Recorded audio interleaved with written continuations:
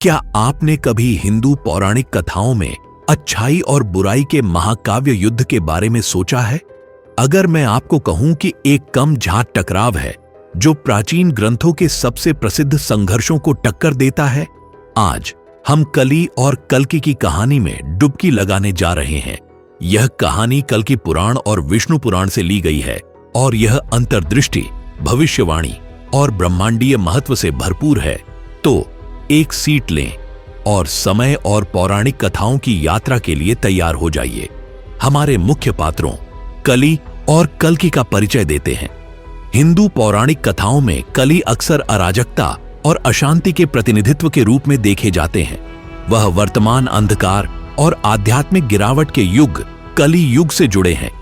दूसरी ओर हमारे पास कल्कि है, जो भगवान विष्णु के 10वें और अंतिम अवतार हैं। कल्कि के बारे में भविष्यवाणी की जाती है कि वह काली युग के अंत में धर्म को बहाल करेंगे और एक नए स्वर्ण युग की शुरुआत करेंगे। अब चलिए इस ब्रह्मांडीय संघर्ष की पृष्ठभूमि में चलते हैं। हिंदू शास्त्रों के अनुसार कलियुग एक बड़े आध्यात्मिक अंधकार का समय है। इस युग के दौरान सद्गुण और धार्मिकता गिरती है, जबकि पाप और कलह बढ़ते हैं। इसी चुनौतीपूर्ण समय में कली को ताकत और प्रभाव मिलता है। कली सिर्फ एक इकाई नहीं है, बल्कि यह एक शक्ति है जो समाज को भ्रष्ट और पतित करती है। वह दुनिया की हर बुराई का प्रतिनिधित्व करता है, लालच, बेईमानी और नैतिक पतन। जैसे जैसे कली युग बढ़ता है, दुनिया अराजकता में और गहरी डूब जाती है। लोग वेदों की शिक्षा को भूल जाते हैं और अपनी आध्यात्मिक प्रथाओं को त्याग देते हैं। शासक भ्रष्ट हो जाते हैं और समाज अपना नैतिक मार्ग खो देता है।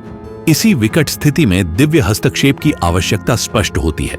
यहीं पर कल्कि कहानी में प्रवेश करते हैं। कल्कि, जैसा कि पहले भी बताया गया है, भगवान विष्णु के अंतिम अवतार हैं। पुराणों में उन्हें एक योद्धा के रूप में वर्णित किया गया है, जो एक सफेद घोड़े पर सवार होते हैं, जलती हुई तलवार के साथ। कल्कि का आगमन धर्मात्माओं द्वारा उत्सुकता से प्रतीक्षा की जाती है, जो कली के प्रभाव में रह चुके हैं। भविष्यवाणी के अनुसार कल्कि तब प्रकट होंगे जब दुनिया को उनकी सबसे ज्यादा जरूरत होगी। वह शंभला नामक गांव में धर्मपरायण माता पिता के यहां जन्म लेंगे। अब चलिए कली और कल्कि के महान युद्ध से पहले की ओर बढ़े। जैसे जैसे कल्कि बड़े होते हैं, उन्हें अपनी दिव्य उद्देश्य का ज्ञान होता है। वह महान अर्षियों के द्वारा युद्ध और आध्यात्मिक ज्ञान की कला में प्रशिक्षित होते हैं। इस बीच कली का प्रभाव फैलता रहता है, व्यापक पीड़ा और अन्याय पैदा करता है। ये दो विरोधी शक्तियों के बीच महाकाव्यिक टकराव के लिए मंच तैयार हो जाता है। कली और कल्कि के बीच युद्ध सिर्फ एक भौतिक युद्ध नहीं है, यह एक आध्यात्मिक युद्ध है। अंधकार और प्रकाश के बलों के बीच का संघर्ष। कल्कि अपने सफेद घोड़े देवदत्त पर सवार होकर कली और उसकी सेनाओं का सामना करने के लिए निकलते हैं। कल्कि पुराण इस युद्ध का जीवंत वर्णन करता है। कल्कि की तलवार, जो दिव्य शक्ति से मिश्रित होती है, कली द्वारा बनाए गए भ्रमों को काट देती है। जैसे जैसे युद्ध बढ़ता है, कल्कि अनेक चुनौतियों और बाधाओं का सामना करते हैं।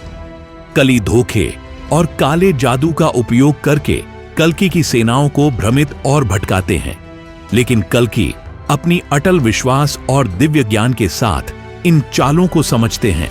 वह अच्छाई की सेनाओं को प्रेरित करते हैं, उन्हें अंधकार के खिलाफ लड़ने के लिए प्रेरित करते हैं। संघर्ष भूमि के हर हिस्से में फैलता है, जीवन के हर पहलू को प्रभावित करता है। एक नाटकीय क्षण में कल्कि और कली प्रत्यक्ष रूप से युद्ध क्षेत्र में आमने सामने होते हैं। उनके संघर्ष का वर्णन पृथ्वी की नींव को हिला देने वाले के रूप में किया जाता है। कल्कि की तलवार, जिसने स्वर्गीय प्रकाशमानता का गर्व किया, कली के अंधकारमय हथियारों से टकराती है। लड़ाई तीव्र होती है, जिसमें दोनों पक्ष अपनी अद्भुत शक्ति और कौशल का प्रदर्शन करते हैं, लेकिन अंत में कल्कि की धार्मिकता और दिव्य उद्देश्य अधिक शक्तिशाली साबित होते हैं। एक अंतिम निर्णयात्मक प्रहार के साथ कल्कि कली और उसकी सेनाओं को पराजित कर देते हैं। यह विजय कली युग के अंत और एक नए युग की शुरुआत को चिन्हित करती है।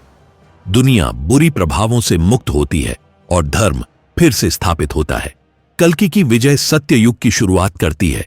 सत्य और सद्गुणों का स्वर्ण युग। युगों की चक्रीय प्रक्रिया नई हो जाती है। इसके साथ ही मानवता को एक नया आरंभ मिलता है। लेकिन आज के लिए इस मिथक का क्या मतलब है? कली बनाम कल्कि की कहानी सिर्फ एक प्राचीन कथा नहीं है। यह हमारे आधुनिक दुनिया के लिए गहरा प्रतीक और प्रासंगिकता रखता है।